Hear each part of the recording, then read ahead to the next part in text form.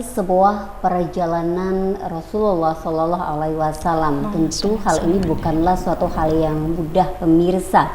Tentu butuh suatu keimanan yang sangat kuat agar kita juga mampu melaksanakan apa yang telah diperintahkan beliau. Nah, kali ini saya masih bersama Ustadzah Lita Nurwulandari, anggota dari Salimah Kabupaten Kediri, dan masih mengangkat tema tentang memetik hikmah daripada Isra Mi'raj. Baik, Ustadzah, sembari kita menunggu pemirsa di rumah yang ingin bergabung, kita lanjutkan kembali. Di mana tadi Nabi Muhammad ini menyampaikan pengalamannya dalam perjalanan yang luar biasa ini kepada umatnya sebelum menceritakan kepada para sahabatnya. Nah, apakah lantas masyarakat atau umatnya ini mempercayai apa yang dihaturkan oleh Rasulullah ini sendiri? Iya, baik, betul Mbak Dewi ya. Perjalanan yang kalau dinilai itu perjalanan panjang ya, panjang dari bumi ke langit gitu ya. Itu diceritakan oleh Rasulullah, dikisahkan kepada para sahabat dan kaum kafir Quraisy begitu ya. Yang tadi pertama tadi seperti itu jawabannya. Abu Bakar membenarkan ya. Kemudian suatu ketika duduk-duduk juga Abu Lahab melihat Rasulullah sedang seperti agak bersedih gitu ya, khawatir nanti jangan-jangan tidak dipercaya begitu ya ceritanya begitu. Abu Lahab tahu kondisi Rasulullah seperti itu, dia agak mengejek, ngece gitu ya. Ada apa Muhammad gitu kan, ada sesuatu gitu, iya gitu ya, ceritakanlah gitu kan. Kemudian Rasulullah menceritakan. Ketika diceritakan itu, Abu Lahab tidak langsung menolak karena dia khawatir nanti malah terpancing gitu ya. Dia masih menahan diri gitu ya, menahan diri sebentar. Kemudian dia mengundang kaumnya begitu ya, dikumpulkan begitu. Kemudian dibilang, ini loh Muhammad mau cerita, dia sudah melakukan perjalanan semalam dari sini ke sini, coba dengarkan gitu ya, istilahnya seperti itu. Kemudian Rasulullah menceritakan itu, dan kaumnya ini ada yang tertawa, ada yang bertepuk tangan gitu, ada yang menaruh tangan di kepala tanda mengejek gitu ya. Kemudian mungkin gitu kali ya. Mana mungkin ya gitu. Kemudian Rasulullah ditanya salah satu tanda-tanda begitu ya. Kalau kita membaca kisah ini harus memang dari kisah yang sahih ya Mbak Dewi ya. Makanya saya bawa beberapa buku ini. Salah satu yang menyatakan itu bahwa beliau menceritakan bertemu dengan salah satu kabilah. Kabilah itu rombongan Quraisy yang bawa dagangan itu ya, yang bawa dagangan. Biasa kan dari tempat yang jauh ke tempat yang dari Makkah ke tempat yang jauh untuk berdagang begitu ya. Rasulullah menceritakan kabilah itu, saya bertemu dengan kabilah itu untanya lepas. Kemudian ada yang menuntunnya untuk bersatu dengan rombongan lagi gitu kan. Kemudian unta itu membawa gandum berisi membawa karung, ada yang putih ada yang hitam gitu. Kemudian ini kaumnya yang diceritakan itu masih belum percaya Mbak Dewi. Kaum Quraisy itu iya, tadi ya? Ditunggu sampai kabilah itu datang dan ditanya. Ternyata tepat yang diceritakan Rasulullah itu seperti yang dialami kabilah itu persis, betul gitu ya. Itu berarti menandakan bahwa kisah Rasulullah tidak dusta, benar gitu. Nanti ada beberapa kisah itu yang beda ini ya, berbeda tekstualnya itu. Ada yang menyatakan bahwa gandumnya itu karung hitam, kemudian ada yang menyatakan kaki untanya patah, retak gitu ya. Intinya kabilah-kabilah itu dilihat oleh Rasulullah dan ketika dicek kebenarannya memang betul ya, begitu ya. Jadi Rasulullah membuktikan bahwa Rasulullah tidak berbohong. Kemudian ada juga yang menanyakan, aku sudah pernah ke Baitul Maqdis, coba sebutkan ciri-cirinya gitu ya. Sebutkan ciri-cirinya seperti ini begitu. Ternyata betul gitu ya. Dan ada juga yang ini Rasulullah mengutus kepada Kaisar Heraklius begitu ya. Kemudian bertanya-tanya juga begitu ya. Dan ternyata kisahnya itu sama begitu Mbak Dewi.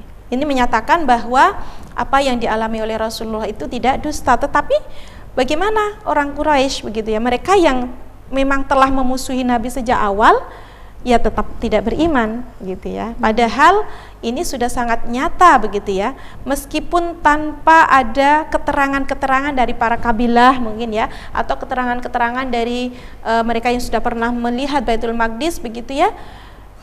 Dengan keimanan harusnya sudah cukup untuk meyakini bahwa apa yang disampaikan oleh Rasulullah itu benar. Tetapi bagaimanapun juga orang-orang Quraisy ada yang tetap tidak mau mengimani Rasulullah karena beberapa hal, diantaranya adalah keengganan dan belum mendapatkan hidayah itu tadi. Seperti itu Bu Dewi.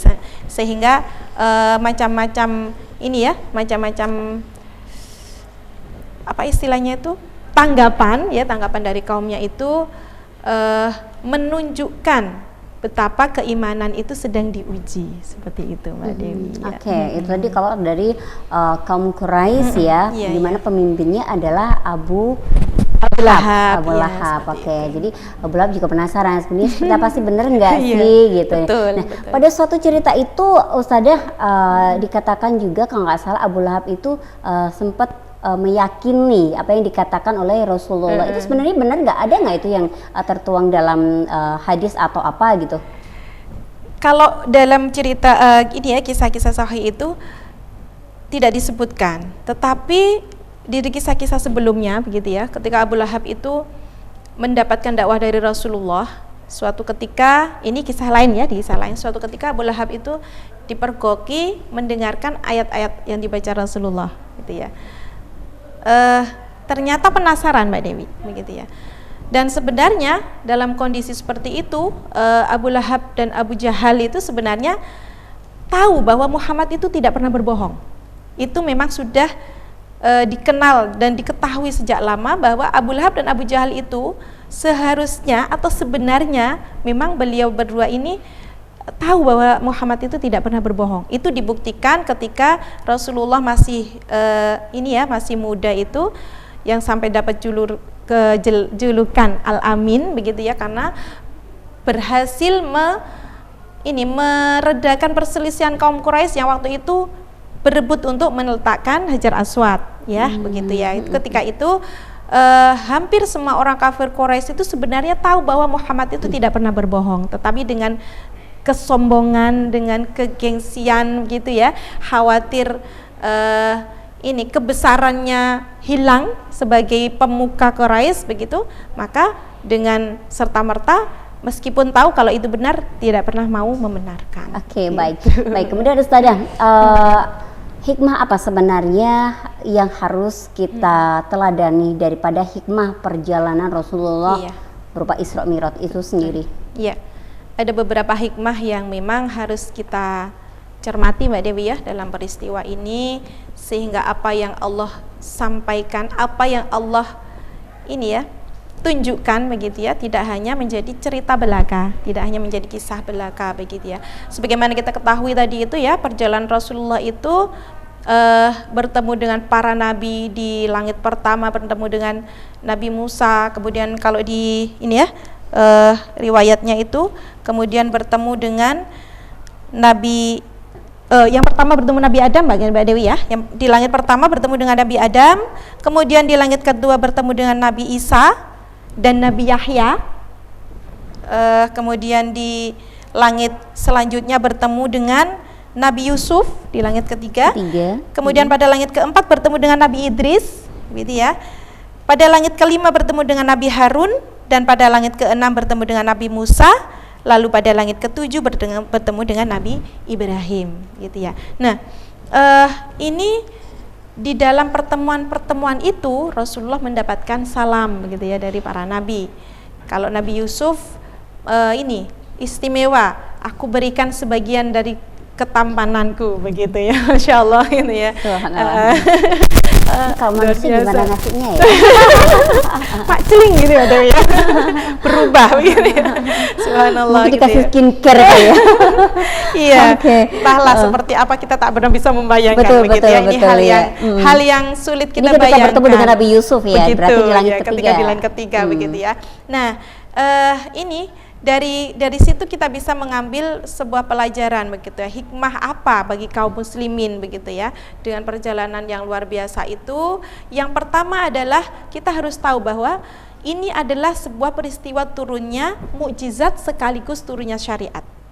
Mukjizat sebagaimana kita ketahui perjalanan yang luar biasa itu tadi, yang tidak mungkin dialami oleh manusia biasa, yang tidak mungkin dialami oleh orang yang tidak dikehendaki Allah, gitu ya. Kalau mukjizat itu kan hanya menunjukkan kekuasaan Allah, berbeda dengan kesaktian ya, kesaktian atau hal-hal yang mungkin di luar kebiasaan manusia yang lain. Ada orang yang mampu untuk menciptakan sesuatu, itu hanya kebiasaan, sesuatu yang bisa dipelajari, sedangkan mukjizat tidak bisa, begitu ya. Ini sebuah peristiwa yang merupakan mukjizat, kemudian sekaligus syariat, yaitu apa? Syariatnya adalah diperintahkannya sholat itu tadi, begitu ya, diperintahkan sholat,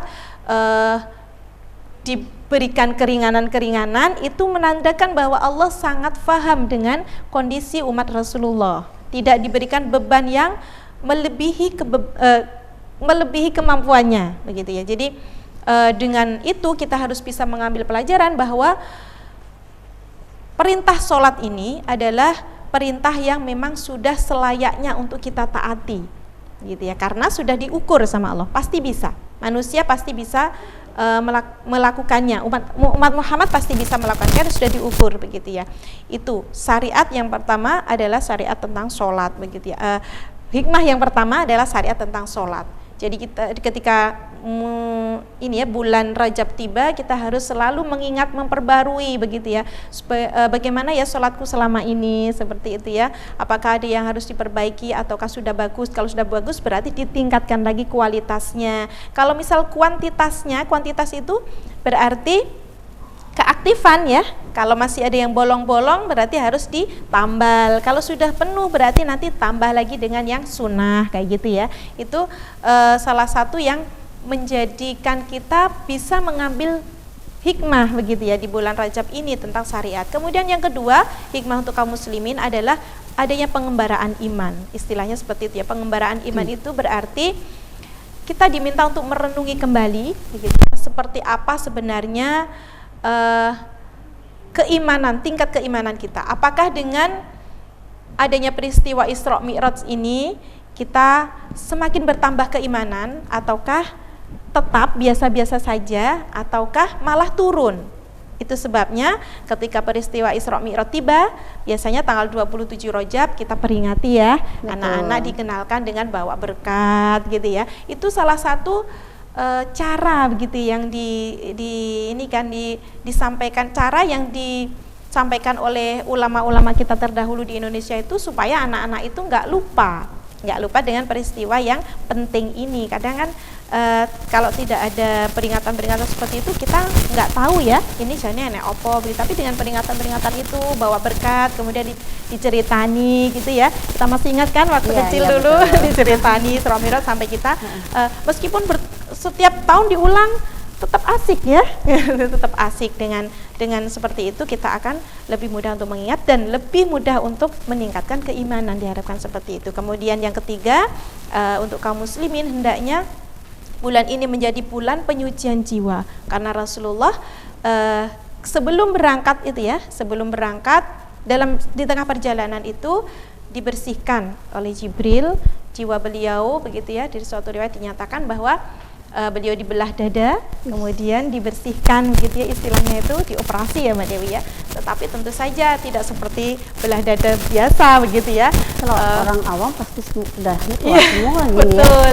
Ini pasti luar biasa, begitu ya, yang mengoperasi Jibril, begitu ya. Tentu sangat sempurna, begitu, tidak ada luka dan sebagainya. Istilahnya itu dibersihkan jiwa beliau dari noda-noda kotor, begitu, diganti dengan hikmah dan hati yang bersih, begitu. Ini bisa diambil pelajarannya bagi kita supaya kita senantiasa mencontoh itu, bukan dibedah hati kita, tetapi dengan kita bersihkan secara maknawi, begitu ya. Kita bersihkan, begitu ya, dengan zikir, dengan ketaatan kepada Allah, kemudian dengan senantiasa beristighfar, terutama itu seperti kaca itu ya. Kalau kita lap setiap hari, nanti debu-debunya akan hilang, kinclong, gitu ya. Gitu ya. Kalau kita nggak mau lap, ya burek Betul ya. sekali, banyak noda, Betul. apalagi musim hujan, kepanasan gitu ya Ustaz ya. Iya, Mbak Oke, Dewi, baik betul. pemirsa, dan masih ada lagi hikmah-hikmah yang perlu kita teladani dari perjalanan Rasulullah Shallallahu Alaihi Wasallam. Allahumma Dan sholli. masih dalam program Sakinah memetik hikmah Isra Mi'raj. Kita akan kembali selepas yang satu ini.